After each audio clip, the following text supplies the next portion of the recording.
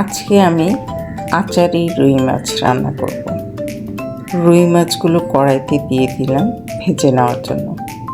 একটু ভেজে নেব, একটু হলুদ, একটু লবণ, একটু মরিচ দিয়ে মাছটা ভেজে তুললাম। এবার কড়াইতে পেঁয়াজ দিয়ে পেঁয়াজটা ভেজে নেব। তার মধ্যে টমেটো দিয়ে দিলাম, আমার গাছের কাঁচা পাকা টমেটো। 2 চামচ হলুদ, একটু লবণ, 1 চামচ মরিচ দিয়ে দিলাম। 2 চামচ আদা রসুনের পেস্ট দিয়েছি, স্কিপ হয়ে গেছে। মশলাটা ভালো করে ভেজে একটু পানি দিয়ে দিব। মশলাটা ভালো করে কষিয়ে নিলে মাছটা খেতে অনেক ভালো লাগবে। এই আচারি রুই মাছটা অনেক লোভনীয়। যে রুই মাছ খায় না সেও খাবে এই মাছটা রান্না করলে।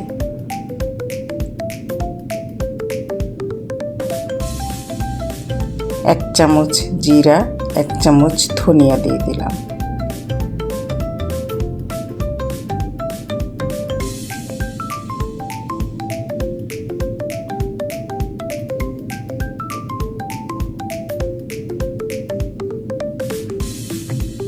মাছগুলো দিয়ে ভালো করে কষিয়ে নেব।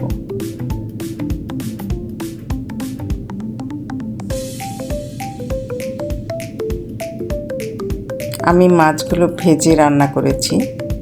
আপনারা চাইলে মাছগুলো ভাজা ছাড়াও রান্না করতে পারবেন।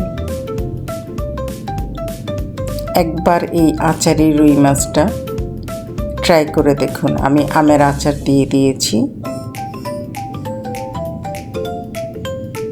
কটা ক্যাপসিকাম দিয়ে দিব। ক্যাপসিকাম দিয়ে নামিয়ে নেব। আমার রান্নাটা শেষ। একবার এভাবে করে দেখুন, খেতে অনেক ভালো লাগবে।